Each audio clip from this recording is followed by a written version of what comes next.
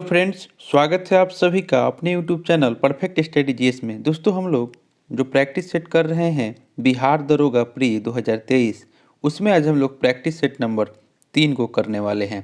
दोस्तों, इससे पहले हम लोग 2 प्रैक्टिस सेट समाप्त कर चुके हैं। अगर आपने नहीं देखे हैं तो मेरे प्लेलिस्ट में जाकर उसे देख सकते हैं। दोस्तों, यह प्रैक्टिस सेट हम लोग एडिटोरिया के बुक से करेंगे। फुल एक्सप्लेनेशन के साथ हम लोग 100 क्वेश्चन का प्रैक्टिस सेट करने वाले हैं। तो दोस्तों, आप मेरे चैनल पर नए हैं तो प्लीज़ सब्सक्राइब कर लें, लाइक करें, दोस्तों में शेयर करें, फेसबुक, व्हाट्सएप, टेलीग्राम के माध्यम से। और दोस्तों, अगर आपको इसका पीडीएफ चाहिए तो हम आपको डिस्क्रिप्शन में टेलीग्राम का लिंक दिए हैं, आप वहां से प्राप्त कर सकते हैं। चलिए स्टार्ट करते हैं आज का प्रैक्टिस सेट। आज का पहला क्वेश्चन आपका हो जाएगा, कह रहा है कि बिक्री कर के स्थान पर मूल्य वृद्धि कर यानी कि वैट को भारत में कब लागू किया गया। एक का राइट आंसर हो जाएगा ऑप्शन नंबर बी यानी कि 2005 में। 1 अप्रैल 2005 को लागू किया गया था वैट भारत में, और सबसे पहले वैट लागू करने वाला जो राज्य था वह आपको हरियाणा था। यह भी आपको क्वेश्चन पूछता है कि वैट वैट जो लगा था वो सबसे पहला राज्य कौन था। नेक्स्ट हम लोग देखते हैं क्वेश्चन नंबर 2। क्वेश्चन नंबर 2 में आपको कह रहा है कि मनरेगा योजना के अंतर्गत काम की अर्जी मिलने पर कितने दिनों के भीतर काम देना अनिवार्य है। 2 का राइट आंसर हो जाएगा ऑप्शन नंबर बी यानी कि 15 दिन। मनरेगा की शुरुआत जो हुआ था वो आपको 2006 में की गई थी और पहले इसका नाम नरेगा था। 2009 में इसका नाम जो है बदल करके मनरेगा किया गया, और इस योजना के अंतर्गत काम की अर्जी मिलने के 15 दिनों के भीतर काम देना अनिवार्य है। और वर्ष आपको 2020 में मनरेगा के तहत सर्वाधिक रोजगार देने वाला राज्य जो था वह आपको उत्तर प्रदेश था। इसका राइट आंसर हो जाएगा ऑप्शन नंबर बी यानी कि 15 दिन। क्वेश्चन नंबर 3 में आपको कह रहा है कि हरित क्रांति शब्द किसने दिया। 3 का राइट आंसर हो जाएगा ऑप्शन नंबर सी यानी कि विलियम गॉड के द्वारा दिया गया था। हरित क्रांति शब्द का प्रयोग प्रथम बार विलियम गॉड ने किया था, और पूरे विश्व में हरित क्रांति का जनक डॉक्टर नॉर्मन बोरलॉग को माना जाता है। नॉर्मन बोरलॉग, जो कि ऑप्शन ए में दे रहा है, इनको आपको माना जाता है यानी कि पूरे विश्व में हरित क्रांति के जनक के रूप में, और हरित क्रांति शब्द को दिए थे विलियम गॉड ने। नेक्स्ट देख लेते हैं क्वेश्चन नंबर 4। कह रहा है कि अर्थव्यवस्था के दृष्टिकोण से वन तथा मत्स्य किस क्षेत्र के अंतर्गत आते हैं। 4 का राइट आंसर हो जाएगा ऑप्शन नंबर ए, यह आपको प्राथमिक क्षेत्र के अंतर्गत आते हैं। वन, कृषि एवं मत्स्य जो है वह प्राथमिक क्षेत्र के अंतर्गत आते हैं। विनिर्माण, खनन एवं खदान जो है वह आपको द्वितीय क्षेत्र के अंतर्गत आते हैं, तथा संचार, परिवहन एवं व्यापार जो है वह आपको तृतीय क्षेत्र के अंतर्गत आते हैं। इसका right answer option number A हो जाएगा। क्वेश्चन नंबर 5 में आपको कह रहा है कि भारतीय लघु उद्योग विकास बैंक का मुख्यालय कहाँ है। 5 का राइट आंसर हो जाएगा ऑप्शन नंबर सी, यह आपको लखनऊ में है, और इसकी स्थापना जो हुआ था वह आपको 1990 में हुआ था, 2 अप्रैल 1990। नेक्स्ट देख लेते हैं क्वेश्चन नंबर 6 में आपको कह रहा है कि मोलेम राष्ट्रीय उद्यान किस राज्य में स्थित है। 6 का राइट आंसर हो जाएगा ऑप्शन नंबर डी, यह आपको गोवा राज्य में स्थित है। क्वेश्चन नंबर 7 में दे रहा है कि निम्न में कौन पारितंत्र का अजैविक घटक है। 7 का राइट आंसर हो जाएगा ऑप्शन नंबर सी यानी कि 1 तथा 2, यानी कि जल और वायु जो है वह पारितंत्र का अजैविक घटक है। Option number C right answer हो जाएगा।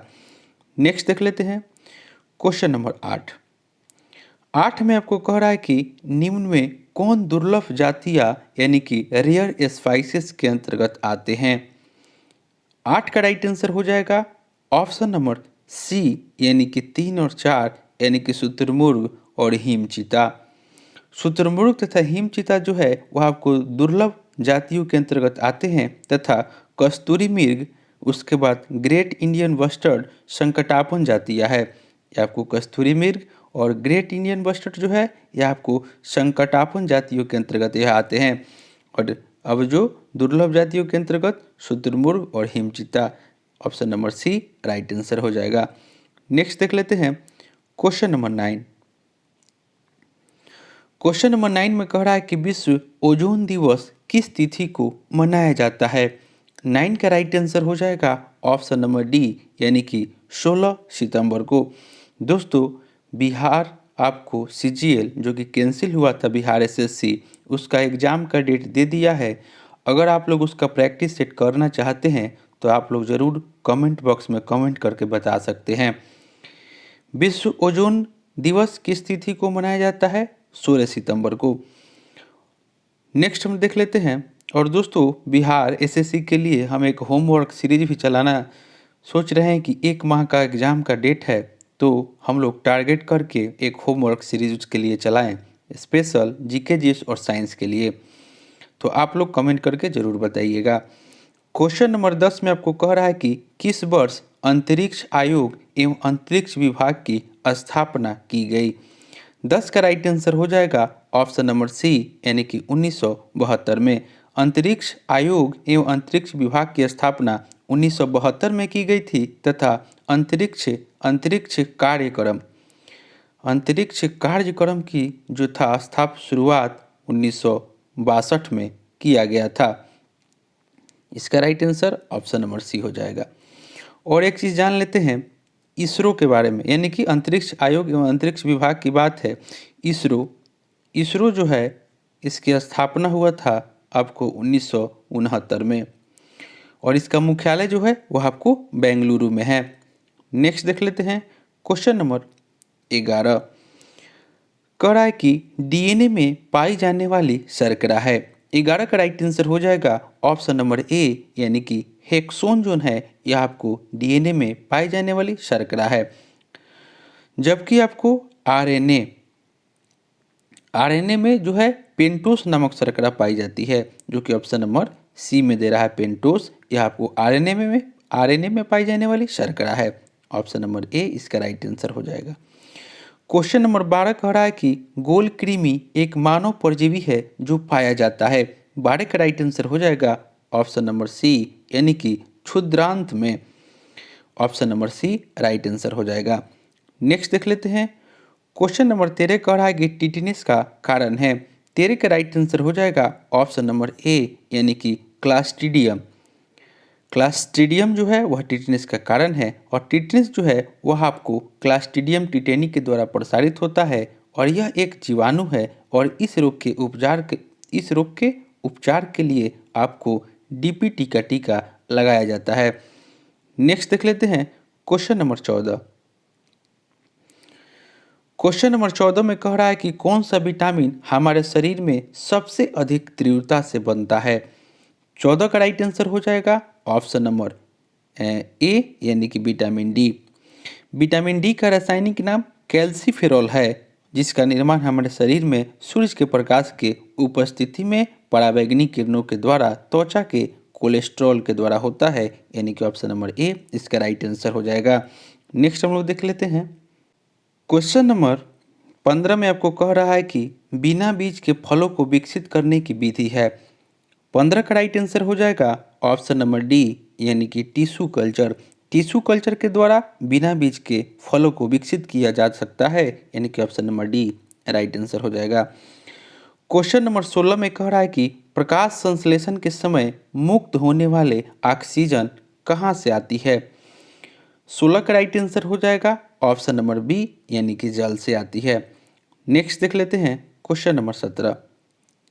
कह रहा है कि पराबैंगनी क्षति से पादपों की रक्षा करने वाला वर्णक है। 17 का राइट आंसर हो जाएगा ऑप्शन नंबर डी, यानी कि पर्णपीत, यानी कि जैंथोफिल, यानी कि option number D right answer हो जाएगा। नेक्स्ट देख लेते हैं क्वेश्चन नंबर 18। कह रहा है कि कीटभक्षी पादप ऐसी मिट्टी में उगते हैं जिसमें किसकी कमी होती है। 18 का राइट आंसर हो जाएगा ऑप्शन नंबर सी, यानी कि नाइट्रोजन की। नेक्स्ट देख लेते हैं क्वेश्चन नंबर 19। कवक के द्वारा फैलने वाली बीमारी है। 19 का राइट आंसर हो जाएगा ऑप्शन नंबर सी यानी कि बलय कृमि यानी कि रिंग वर्म। रिंग वर्म जो है वह आपको कवक के द्वारा फैलने वाली बीमारी है यानी कि option number C right answer हो जाएगा। नेक्स्ट देख लेते हैं। क्वेश्चन नंबर 20 में आपको कह रहा है कि आणविक कक्षा का अभिन्यास किससे नियंत्रण होता है। 20 का राइट आंसर हो जाएगा ऑप्शन नंबर सी यानी कि चुंबकीय क्वांटम संख्या। नेक्स्ट देख लेते हैं क्वेश्चन नंबर 21 कह रहा है कि किस प्रक्रिया में इलेक्ट्रॉन का लाभ होता है। 21 का राइट आंसर हो जाएगा ऑप्शन नंबर डी यानी कि अवकरण प्रक्रिया में इलेक्ट्रॉन का लाभ होता है यानी कि option number D right answer हो जाएगा। क्वेश्चन नंबर 22 कह रहा है कि धातुओं का गुण जिसके कारण उन्हें पीट पीट कर शीट में परिवर्तित किया जा सकता है क्या कहलाता है। 22 का राइट आंसर हो जाएगा ऑप्शन नंबर बी यानी कि आघात वर्धनीयता। Option number B right answer हो जाएगा। नेक्स्ट हम लोग देख लेते हैं। क्वेश्चन नंबर 23 में आपको कह रहा है कि ढलवा लोहे में कार्बन का प्रतिशत कितना होता है। 23 का राइट आंसर हो जाएगा ऑप्शन नंबर सी यानी कि 3 से 5%। नेक्स्ट हम लोग देख लेते हैं और कुछ जान लेते हैं इसमें कि लोहे में उपस्थित कार्बन का प्रतिशत, जिसे यहाँ पे दे रहा है कि ढलवा लोहे में जो हो जाएगा वह 3 से 5% हो जाएगा। अगर यहाँ पे पिटवा लोहा कहे तो पिटवा लोहा में आपको 0.04 से 0.08% जो होता है वह आपको कार्बन का प्रतिशत होता है। और स्टील में अगर कहे कार्बन का प्रतिशत तो ऑप्शन नंबर जो ए में दे रहा है 0.5 से 1.5 जो है वह आपको स्टील में कार्बन का प्रतिशत रहता है। नेक्स्ट हम लोग देख लेते हैं क्वेश्चन नंबर 24 कह रहा है कि गैस तापमापी द्रव तापमापी की तुलना में ज़्यादा संवेदी होते हैं क्योंकि गैस। 24 का राइट आंसर हो जाएगा ऑप्शन नंबर ए यानी कि प्रसार गुणांक अधिक होता है। नेक्स्ट देख लेते हैं क्वेश्चन नंबर 25 में कह रहा है कि अगर 0 डिग्री सेंटीग्रेड पर जल और बर्फ क्रिस्टल समावस्था में होते हैं, जब इस प्रणाली पर दाब प्रयुक्त किया जाता है तब इस पर क्या प्रभाव पड़ता है। 25 का राइट आंसर हो जाएगा ऑप्शन नंबर डी यानी कि कोई प्रभावी परिवर्तन नहीं होता है। 0 डिग्री सेंटीग्रेड पर जल और बर्फ क्रिस्टल समावस्था में होते हैं, जब इस प्रणाली पर दाब डाला जाता है तो जल एवं बर्फ पर कोई प्रभाव नहीं पड़ता यानी कि option number D right answer हो जाएगा। क्वेश्चन नंबर 26 में आपको कह रहा है कि निम्न में से किसका प्रयोग नोदक या रॉकेट में ईंधन के रूप में किया जाता है। 26 का राइट आंसर हो जाएगा ऑप्शन नंबर ए यानी कि द्रव हाइड्रोजन प्लस द्रव oxygen. Option number A right answer हो जाएगा। 27 में कह रहा है आपको कि न्यूक्लियर त्रिज्या को अभिव्यक्त करने वाला सबसे उपयुक्त यूनिट क्या होता है। 27 का राइट आंसर हो जाएगा ऑप्शन नंबर बी यानी कि फर्मी। नेक्स्ट देख लेते हैं क्वेश्चन नंबर 28 में कह रहा है 28 में कि कौन सी अक्रिय गैस जो है वह आपको यौगिक बना सकती है। 28 का राइट आंसर हो जाएगा ऑप्शन नंबर डी यानी कि जीनोन। जीनोन जो है वह आपको यौगिक बना सकती है। जीनोन क्या है तो यह आपको अक्रिय गैस है। नेक्स्ट देख लेते हैं क्वेश्चन नंबर 29 में आपको कह रहा है कि दो निकायों के बीच ऊष्मा के प्रवाह की दिशा निर्भर करती है। 29 का राइट आंसर हो जाएगा ऑप्शन नंबर डी यानी कि उनके अपने अपने तापमान पर। नेक्स्ट हम लोग देखते हैं क्वेश्चन नंबर 30। क्वेश्चन नंबर 30 में आपको कह रहा है कि वायु की क्षैतिज गति से होने वाले ऊष्मा के अंतरण को कहते हैं। 30 का राइट आंसर हो जाएगा ऑप्शन नंबर ए यानी कि उसे अभिवहन कहते हैं। नेक्स्ट देख लेते हैं 30 का right answer option number A हो जाएगा यानी कि अभिवहन। नेक्स्ट हम लोग देखते हैं क्वेश्चन नंबर 31 में कह रहा है कि निम्न में कौन सी प्रघटना यह निर्णय लेने में सहायक होती है कि प्रकाश एक अनुप्रस्थ तरंग है। 31 का राइट आंसर हो जाएगा ऑप्शन नंबर बी यानी कि ध्रुवीकरण। नेक्स्ट देख लेते हैं क्वेश्चन नंबर 32 में कह रहा है कि जब किसी तालाब के शांत जल में पत्थर फेंका जाए तो तालाब में जल के पृष्ठ पर उठने वाली लहरें होती है। 32 का राइट आंसर हो जाएगा ऑप्शन नंबर सी यानी कि अनुप्रस्थ और अनुदैर्ध्य दोनों होती है यानी कि option number C right answer हो जाएगा। नेक्स्ट हम लोग देख लेते हैं। क्वेश्चन नंबर 33 में कह रहा है कि किसी असंतुलित बल के द्वारा किसी पिंड में उत्पन्न त्वरण होता है। 33 का राइट आंसर हो जाएगा ऑप्शन नंबर ए, यानी कि बल के अनुक्रमानुपाती। नेक्स्ट हम लोग देख लेते हैं। क्वेश्चन नंबर आपका 34 में कह रहा है कि विद्युत चालकता की यूनिट क्या होता है। 34 का राइट आंसर हो जाएगा ऑप्शन नंबर सी, यानी कि महो। पदार्थ के द्वारा विद्युत धारा का संचालन करने की क्षमता की माप को विद्युत चालकता कहते हैं और इसका मात्रक महो होता है, ऑप्शन नंबर सी। नेक्स्ट देख लेते हैं। क्वेश्चन नंबर 35 में आपको कह रहा है कि टेलीफोन लाइन में बहने वाली धारा है। 35 का राइट आंसर हो जाएगा ऑप्शन नंबर बी, यानी कि विद्युत ऊर्जा। नेक्स्ट हम लोग देखते हैं। क्वेश्चन नंबर 36 कह रहा है कि किसी भौगोलिक क्षेत्र को अनुसूचित क्षेत्र घोषित करने का संवैधानिक अधिकार किसे प्राप्त है। 36 का राइट आंसर हो जाएगा ऑप्शन नंबर बी, यानी कि राष्ट्रपति को। भारतीय संविधान के आपको 5वीं अनुसूची में विभिन्न अनुसूचित क्षेत्रों का उल्लेख है और संविधान के अनुच्छेद 244 के तहत किसी क्षेत्र को अनुसूचित क्षेत्र घोषित करने का अधिकार राष्ट्रपति को होता है, यानी कि option number B right answer हो जाएगा। 37 में कह रहा है कि विधान परिषद में राज्यपाल के द्वारा कितने सदस्यों को मनोनीत किया जाता है। 37 का राइट आंसर हो जाएगा ऑप्शन नंबर ए, यानी कि कुल सदस्यों का 1/6। विधान परिषद में 1/12 सदस्य उन स्नातकों के द्वारा निर्वाचित होते हैं जिन्हें कम से कम 3 वर्ष पूर्व स्नातक तक की उपाधि प्राप्त कर ली है, और विधान परिषद में 1/6 सदस्यों का राज्यपाल उन व्यक्तियों में से मनोनीत करता है जिन्हें साहित्य, कला, विज्ञान एवं सामाजिक सेवा के संबंध में ज्ञान हो। इसका right answer option number A हो जाएगा। और विधान परिषद में 1/3 सदस्य जो है वह राज्य की विधानसभा के सदस्यों के द्वारा निर्वाचित होते हैं। नेक्स्ट हम लोग देख लेते हैं। क्वेश्चन नंबर 38 भारतीय संविधान में केंद्र तथा राज्य के मध्य विभाजन की परिधि से किसे बाहर रखा गया है।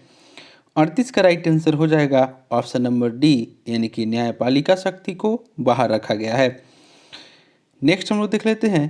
क्वेश्चन नंबर 39 में कह रहा है कि पंचायती राज को संवैधानिक स्थिति प्रदान करने की संतुति सर्वप्रथम किस समिति के द्वारा दी गई थी। 39 का राइट आंसर हो जाएगा ऑप्शन नंबर सी, यानी कि LM सिंघवी समिति। पंचायतों को संवैधानिक दर्जा देने की अनुशंसा 1986 में LM सिंघवी के द्वारा किया गया था और अशोक मेहता समिति ने द्विस्तरीय पंचायती राज पद्धति को लागू करने का सुझाव दिया था। और पंचायती राज संस्थाओं में अनुसूचित जातियों, जनजातियों तथा महिलाओं के लिए आरक्षण का सुझाव आपको ऑप्शन डी में जो दे रहा है गॉडगिल समिति के द्वारा दिया गया था। इसका right answer option number C. 40 में कह रहा है कि सरकारी आयोग निम्नलिखित में से किससे संबंधित था। 40 का राइट आंसर हो जाएगा ऑप्शन नंबर डी, यानी कि केंद्र राज्य संबंध में सुधार। सरकारी आयोग की स्थापना 1983 में भारत की केंद्र सरकार के द्वारा की गई थी। नेक्स्ट देख लेते हैं। क्वेश्चन नंबर 41 कह रहा है कि निम्नलिखित में कौन सा भारतीय संविधान के अंतर्गत एक मौलिक कर्तव्य नहीं है। 41 का राइट आंसर हो जाएगा ऑप्शन नंबर ए, यानी कि राष्ट्रीय महत्व के स्मारकों की रक्षा करना। राष्ट्रीय महत्व के स्मारकों, संसाधनों और वस्तुओं का संरक्षण जो है वह राज्य के नीति निर्देशक तत्व के अंतर्गत आता है, जो कि संविधान के अनुच्छेद 49 में वर्णित है। इसका right answer option number A हो जाएगा। यह आपका मौलिक कर्तव्य के अंतर्गत नहीं आता है। सार्वजनिक संपत्ति की रक्षा, वैज्ञानिक सोच विकसित करना और राष्ट्र की एकता और अखंडता की रक्षा करना यह आपका मौलिक कर्तव्य के अंतर्गत आता है। ऑप्शन नंबर ए इसका राइट आंसर हो जाएगा। 42 में आपको कह रहा है कि प्रत्येक संसदीय प्रणाली में संसद की बैठकों में प्रश्नों के लिए अलग से समय निर्धारण किया जाता है, जिसे कहते हैं। 42 का राइट आंसर हो जाएगा ऑप्शन नंबर सी, यानी कि प्रश्नोत्तर काल। क्वेश्चन नंबर नेक्स्ट कह रहा है कि निम्नलिखित में कौन सा भारतीय संविधान का अनुच्छेद सार्वजनिक सेवाओं में अवसर की समानता प्रदान करता है। 43 का राइट आंसर हो जाएगा ऑप्शन नंबर सी यानी कि अनुच्छेद 16।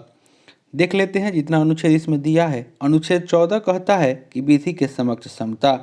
अनुच्छेद 15 कहता है कि धर्म, जाति, लिंग या जन्म स्थान के आधार पर भेदभाव का निषेध। और अनुच्छेद 19 कहता है कि स्वतंत्रता का अधिकार। नेक्स्ट देख लेते हैं क्वेश्चन नंबर 44। 44 में कह रहा है कि राज्यसभा के विषय में सही क्या है। 44 का राइट आंसर आपका हो जाएगा 44 का ऑप्शन नंबर डी यानी कि 1, 3 और 4। यानी कि राज्यसभा जो है एक अस्थायी सदन है और इसके 1/3 सदस्य जो है प्रति दूसरे वर्ष सेवानिवृत्त हो जाते हैं और इसे विघटित नहीं किया जा सकता है। इसका right answer option number D हो जाएगा। नेक्स्ट देख लेते हैं क्वेश्चन नंबर 45। कह रहा है कि अस्पृश्यता निवारण अधिनियम कब पारित हुआ था। 45 का राइट आंसर हो जाएगा ऑप्शन नंबर बी यानी कि 1955 में। 1976 में इसका संशोधन कर इसका नाम सिविल अधिकार संरक्षण अधिनियम कर दिया गया। नेक्स्ट हम लोग देख लेते हैं क्वेश्चन नंबर 46। किस संसदीय समिति का नाम आकलन समिति या अस्थायी मितव्ययता समिति भी है। 46 का राइट आंसर हो जाएगा ऑप्शन नंबर सी यानी कि प्राक्कलन समिति।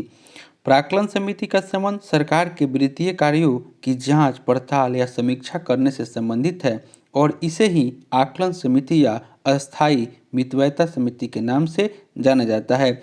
और इस समिति में केवल लोकसभा के 30 सदस्य होते हैं और इसके सदस्यों का कार्यकाल जो होता है वह 1 वर्ष का होता है। यह दोनों क्वेश्चन आपको पूछता है एग्जाम में, वेब कभी भी आई है कि आपको प्राक्कलन समिति में कितने सदस्य होते हैं और इनके कार्यकाल कितने वर्ष का होता है। तो 30 सदस्य होते हैं जो कि केवल लोकसभा के और इसके सदस्यों का कार्यकाल 1 वर्ष का होता है। इसका right answer option number C. Question number 47 में कह रहा है कि पर्वतीय स्लोपों पर मृदा अपरदन को किस प्रकार नियंत्रित किया जा सकता है। 47 का राइट आंसर हो जाएगा ऑप्शन नंबर डी यानी कि समुच्च रेखीय जुताई। नेक्स्ट हम लोग देखते हैं क्वेश्चन नंबर 48। कह रहा है कि निम्नलिखित में से किस वैज्ञानिक ने यह बताया है कि सूर्य के चारों ओर प्रत्येक नक्षत्र का मार्ग दीर्घवृत्ताकार है। 48 का राइट आंसर हो जाएगा ऑप्शन नंबर सी यानी कि केपलर ने यह सिद्ध किया कि सूर्य के चारों ओर प्रत्येक नक्षत्र का मार्ग जो है वह आपको दीर्घवृत्ताकार है। और निकोलस कोपरनिकस के द्वारा सूर्य केंद्रीय सिद्धांत दिया गया जिसमें यह बताया गया कि सूर्य जो है वह ब्रह्मांड केंद्र में स्थित है और ग्रह उसकी परिक्रमा करते हैं। नेक्स्ट हम लोग देख लेते हैं क्वेश्चन नंबर 49। कह रहा है कि हम सदैव चंद्रमा के एक ही पृष्ठ को देखते हैं क्योंकि 49 का राइट आंसर हो जाएगा ऑप्शन नंबर बी यानी कि यह पृथ्वी के चक्कर लगाने और अपनी धुरी पर घूमने में एक समान समय लेता है। चंद्रमा जो है पृथ्वी की परिक्रमा 27 दिन और 8 घंटे में 27 दिन और 8 घंटे में यह परिक्रमा पूरी करता है चंद्रमा पृथ्वी की। और इतने ही समय में अपने अक्ष पर एक घूर्णन करता है और यही कारण है कि चंद्रमा का सदैव एक ही भाग दिखाई पड़ता है। Option number B right answer हो जाएगा। क्वेश्चन नंबर 50 कह रहा है कि भूमध्य रेखा निम्नलिखित में से किस देश से होकर नहीं गुजरती। 50 का राइट आंसर हो जाएगा ऑप्शन नंबर ए यानी कि मैक्सिको। भूमध्य रेखा मैक्सिको से होकर के नहीं गुजरती। और कहाँ से गुजरती है आपको डिटेल में बता देते हैं ये क्योंकि यह आपको एग्जाम में पूछता है। इससे आपको एक क्वेश्चन जरूर एग्जाम में पूछता है। तो भूमध्य रेखा जो है वह आपको कांगो आपको अच्छा से सुन लीजिएगा, Congo, Kenya, Indonesia, Brazil, Somalia, Colombia तथा मालदीव से गुजरती है। और ऑप्शन नंबर ए मैक्सिको से नहीं गुजरती। क्वेश्चन नंबर 51 में कह रहा है कि कंटूर वे काल्पनिक रेखाएं हैं जो दर्शाती है। 51 का राइट आंसर हो जाएगा ऑप्शन नंबर सी यानी कि बराबर ऊंचाई वाले क्षेत्र। क्वेश्चन नंबर 52 में कह रहा है कि निम्नलिखित में से कौन अनवीकरणीय ऊर्जा का स्रोत है। 52 का राइट आंसर हो जाएगा ऑप्शन नंबर डी, यानी कि इनमें से सभी। कोयला, प्राकृतिक गैस और परमाणु ऊर्जा जो है यह आपको अनवीकरणीय ऊर्जा का स्रोत है। नेक्स्ट देख लेते हैं क्वेश्चन नंबर आपको 53 में मिलान करना है सूची 1 को सूची 2 से, यानी कि गुरुम हिसानी जो है वह आपको लौह अयस्क के लिए है। उसके बाद तलचर जोन है कोयला के लिए है। जादूगोरा जोन है वह आपको यूरेनियम के लिए, और जावर जो है वह आपको सीसा के लिए, यानी कि 53 का right answer option number A हो जाएगा। नेक्स्ट देख लेते हैं क्वेश्चन नंबर 54 में आपको कह रहा है कि अंडमान निकोबार द्वीप समूह में गद्दीदार चोटी यानी कि सैंडल पीक कहाँ स्थित है। 54 का राइट आंसर हो जाएगा ऑप्शन नंबर डी, यानी कि उत्तरी अंडमान में। क्वेश्चन नंबर 55 कह रहा है कि इंदिरा गांधी नहर को किन नदियों से पानी मिलता है। 55 का राइट आंसर हो जाएगा ऑप्शन नंबर सी, यानी कि सतलज और ब्यास से। नेक्स्ट देख लेते हैं क्वेश्चन नंबर 56। भारत की जनगणना 2011 के अनुसार सर्वाधिक जनसंख्या वृद्धि वाले राज्य कौन सा है। 56 का राइट आंसर हो जाएगा ऑप्शन नंबर बी, मेघालय। 57 कह रहा है कि प्रसिद्ध दर्शन यानी कि दैतावाद का प्रतिपादन किसने किया। 57 का राइट आंसर हो जाएगा ऑप्शन नंबर बी, यानी कि Nimbikacharya. Option number B right answer हो जाएगा। और कुछ इसमें जो दे रहा है कुछ हम बता देते हैं। वाद जो है जो कि एग्जाम में दर्शन जो है पूछता है, जैसे आपका अद्वैतवाद के हो जाएंगे शंकराचार्य। उसके बाद आपको शुद्धाद्वैतवाद के हो जाएंगे वल्लभाचार्य, और दैतवाद के हो जाएंगे दैतवाद के माधवाचार्य हो जाएंगे, और इसका right answer option number B हो जाएगा। क्वेश्चन नंबर 58 में कह रहा है कि वह पहला शासक कौन था जिसने भूमि को नापकर लगान वसूल करना आरंभ किया था। 58 का राइट आंसर हो जाएगा ऑप्शन नंबर ए, यानी कि अलाउद्दीन खिलजी। अलाउद्दीन खिलजी पहला शासक था जिसने भूमि नाप करके लगान वसूलना शुरू किया, और इसके समय लगान जो था वह पैदावार का 1/2 भाग था। वह लगान को गल्ले के रूप में लेता था। Option number A right answer हो जाएगा। 59 में कह रहा है कि सल्तनत युग का अकबर किसे कहा जाता था। 59 का राइट आंसर हो जाएगा option number D, Firoz Shah Tughlaq को। सल्तनत काल का अकबर की संज्ञा दी गई थी फिरोज शाह तुगलक को, और यह आपको 1351 में दिल्ली सल्तनत का सुल्तान बना, और यह मोहम्मद बिन तुगलक का चचेरा भाई था। क्वेश्चन नंबर 60 कह रहा है कि विजयनगर साम्राज्य में व्यापारियों के प्रमुख समुदाय को क्या कहा जाता था। 60 का राइट आंसर हो जाएगा ऑप्शन नंबर बी, यानी कि सेट्टी। विजयनगर साम्राज्य की स्थापना आपको 1336 ईस्वी में हरिहर एवं बुक्का नामक बंधुओं ने की थी, और इस साम्राज्य में व्यापारियों के प्रमुख समुदाय को सेट्टी कहा जाता था, यानी कि option number B right answer हो जाएगा। 61 में कह रहा है कि दिल्ली दरबार का आयोजन कब किया गया था। 61 का राइट आंसर हो जाएगा ऑप्शन नंबर ए, यानी कि दिसंबर 1911 में किया गया था, और वायसराय लॉर्ड हार्डिंग द्वितीय के शासनकाल में किया गया था। दोस्तों आप मेरे चैनल पर नए हैं तो प्लीज़ सब्सक्राइब करें, लाइक करें, दोस्तों में शेयर करना ना भूलें। 62 में कह रहा है कि असहयोग आंदोलन चलाने का प्रस्ताव किस कांग्रेस अधिवेशन में पारित किया गया था। 62 का राइट आंसर हो जाएगा ऑप्शन नंबर बी, यानी कि कानपुर अधिवेशन। 1920 में नागपुर के कांग्रेस अधिवेशन में असहयोग आंदोलन चलाने का प्रस्ताव पारित किया गया था, और 1 अगस्त 1920 को गांधी जी ने असहयोग आंदोलन शुरू किया था तथा 12 फरवरी 1922 को इसे स्थगित किया था। दोस्तों हम गलत बता दिए, इसका सी हो जाएगा नागपुर अधिवेशन। यानी कि असहयोग आंदोलन चलाने का प्रस्ताव किस कांग्रेस अधिवेशन में पारित किया गया था। नागपुर अधिवेशन, जो कि नागपुर अधिवेशन 1920 में हुआ था। नेक्स्ट देख लेते हैं क्वेश्चन नंबर 63 में कह रहा है कि व्यक्तिगत सत्याग्रह की शुरुआत कब की गई थी। 63 का राइट आंसर हो जाएगा ऑप्शन नंबर बी, यानी कि 17 अक्टूबर 1940 को किया गया था। नेक्स्ट देख लेते हैं क्वेश्चन नंबर 64 कह रहा है कि भारत में आधुनिक शिक्षा का जन्मदाता किसे कहा जाता है। 64 का राइट आंसर हो जाएगा ऑप्शन नंबर बी यानी कि चार्ल्स ग्रांड को। भारत में आधुनिक शिक्षा का जन्मदाता चार्ल्स ग्रांड को कहा जाता है और शिक्षा संबंधी वुड डिस्पैच को 1854 में लागू किया गया। नेक्स्ट देख लेते हैं। 65 में कह रहा है कि गांधी जी ने नवजीवन पत्रिका किस भाषा में प्रकाशित की थी। 65 का राइट आंसर हो जाएगा ऑप्शन नंबर बी गुजराती में। क्वेश्चन नंबर 66 में आपको कह रहा है कि निम्न में कौन सही सुमेलित है। 66 का राइट आंसर हो जाएगा ऑप्शन नंबर बी यानी कि हंटर कमीशन 1882 जो दे रहा है यह आपका सही सुमेलित है। ली कमीशन 1922 दे रहा है, यह आपका 1923 हो जाएगा। उसके बाद स्ट्रेची कमीशन 1988 दे रहा है, यह आपको 1878 से 80 हो जाएगा। और रेले कमीशन 1902। नेक्स्ट देख लेते हैं। क्वेश्चन नंबर 67 में कह रहा है कि करम शाह तथा टीपू मीर ने निम्न में से किस विद्रोह का नेतृत्व किया था। 67 का राइट आंसर हो जाएगा ऑप्शन नंबर बी पागलपंथी विद्रोह। करम शाह तथा टीपू मीर ने पागलपंथी विद्रोह को नेतृत्व प्रदान किया था और यह विद्रोह जो था 1813 से 31 ईस्वी में हुआ था तथा इस विद्रोह के प्रभावित क्षेत्र बंगाल था। Option number B right answer हो जाएगा। क्वेश्चन नंबर हो जाएगा नेक्स्ट यानी कि 68। कह रहा है कि बंगाल में द्वितीय शासन कब लागू किया गया था। 68 का राइट आंसर हो जाएगा ऑप्शन नंबर ए यानी कि 1765 ईस्वी में।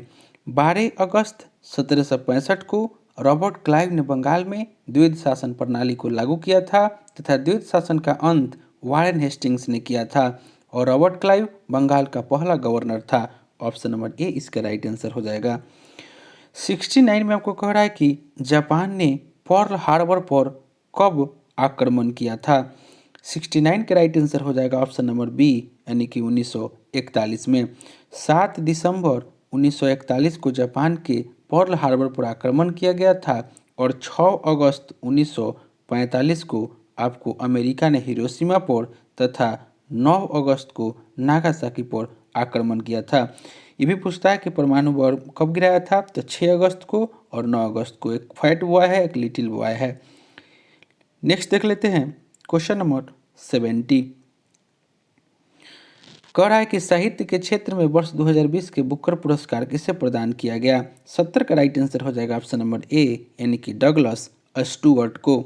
दोस्तों इसमें कुछ करंट अफेयर्स पुराना होगा क्योंकि यह आपको भी बुक कोई भी बिहार दरोगा का नहीं आया है, लेकिन जितना भी यह बुक पहले का है आपको ज़्यादा कुछ इसमें चेंज नहीं होता है, केवल करंट अफेयर्स को नया कर दिया जाता है और फिर यही बुक को फिर दोबारा प्रिंट करके लाया जाता है। तो केवल करंट अफेयर्स ही आपको इसमें मिलेगा पुराना। कुछ करंट अफेयर्स ऐसा है जो कि वह बार बार पूछा जाता है एग्जाम में, तो उसको हम आंसर बता देंगे और जो नहीं पूछा जाता है उसको हम आगे बढ़ेंगे उसको छोड़ करके। ये आपको इम्पोर्टेंट है क्योंकि बुकर पुरस्कार पूछ सकता है। साहित्य के क्षेत्र में वर्ष 2020 के बुकर पुरस्कार किसे प्रदान किया गया, तो आपको Douglas Stuart option number A right answer हो जाएगा। 71 में दे रहा है कि निम्न में से किस मंत्रालय के द्वारा स्वामित्व योजना की शुरुआत की गई। 71 का राइट आंसर हो जाएगा ऑप्शन नंबर बी यानी कि पंचायती राज मंत्रालय। क्वेश्चन नंबर 72 दे रहा है कि उमंग मोबाइल ऐप का अंतर्राष्ट्रीय संस्करण निम्न में से किस मंत्री ने लॉन्च किया। 72 का राइट आंसर हो जाएगा ऑप्शन नंबर सी रविशंकर प्रसाद। क्वेश्चन नंबर 73 में दे रहा है कि हाल ही में आंग रीता शेरपा का निधन हो गया, वह किस क्षेत्र से विख्यात संबंधित थे। 73 का राइट आंसर हो जाएगा ऑप्शन नंबर डी, वो आपको पर्वतारोही थे। 74 में दे रहा है कि भारतीय सेना और महाराष्ट्र पुलिस ने लुलनगर में किस नाम से आतंकवाद विरोधी अभ्यास का आयोजन किया। 74 का राइट आंसर हो जाएगा ऑप्शन नंबर ए यानी कि सुरक्षा कवच। क्वेश्चन नंबर 75 कह रहा है कि भारत के किस राज्य में छात्रों को स्कूल ने किट वितरित करने के लिए जगन्नाथ विद्या कनुका योजना की शुरुआत की। 75 का राइट आंसर हो जाएगा ऑप्शन नंबर बी महाराष्ट्र सरकार। क्वेश्चन नंबर 76 कह रहा है कि हाल ही में आईआईटी संस्थान ने कोविड-19 जांच के कोविरैप नामक डायग्नोस्टिक किट विकसित की है। 76 का राइट आंसर हो जाएगा ऑप्शन नंबर बी यानी कि आईआईटी खड़गपुर। क्वेश्चन नंबर 77 कड़ा के हाल ही में उत्तर प्रदेश के किस जिला या जनपद के मशहूर मूर्तिकला टेहराकोटा को जीआई टैग मिला है? 77 का राइट आंसर हो जाएगा ऑप्शन नंबर सी, गोरखपुर। 78 में कड़ा के वन क्षेत्र में सर्वाधिक वृद्धि करने वाला राज्य निम्नलिखित में से कौन है? 78 का राइट आंसर हो जाएगा option number B, Karnataka. Question number 79, एशियाई खेल 2022 का आयोजन कहाँ किया जाएगा? 79 का राइट आंसर हो जाएगा ऑप्शन नंबर बी, यानी कि ग्वांगझू में। नेक्स्ट देख लेते हैं, और ग्वांगझू जो है यह आपको चीन में है। क्वेश्चन नंबर आपका 80 दे रहा है कि कीवी फल के लिए जैविक प्रमाणीकरण पाने वाला देश का पहला राज्य बन गया है। 80 का राइट आंसर हो जाएगा option number A, Arunachal Pradesh. Question 81 में कह रहा है कि किस राज्य में भारत की पहली सौर ऊर्जा से चलने वाली ट्रेन का उद्घाटन किया गया? 81 का राइट आंसर हो जाएगा ऑप्शन नंबर बी, केरल राज्य में। क्वेश्चन नंबर 82 कह रहा है कि राफेल फाइटर एयरक्राफ्ट को किस वायु सेना स्टेशन पर औपचारिक रूप से भारतीय वायुसेना में सम्मिलित किया गया? 82 का राइट आंसर हो जाएगा option number A, Ambala. Next देख लेते हैं, क्वेश्चन नंबर 83 कह रहा है कि हाल ही में चर्चा में रहा शहतूत बांध भारत सरकार के द्वारा किस देश में निर्माण करने की घोषणा है?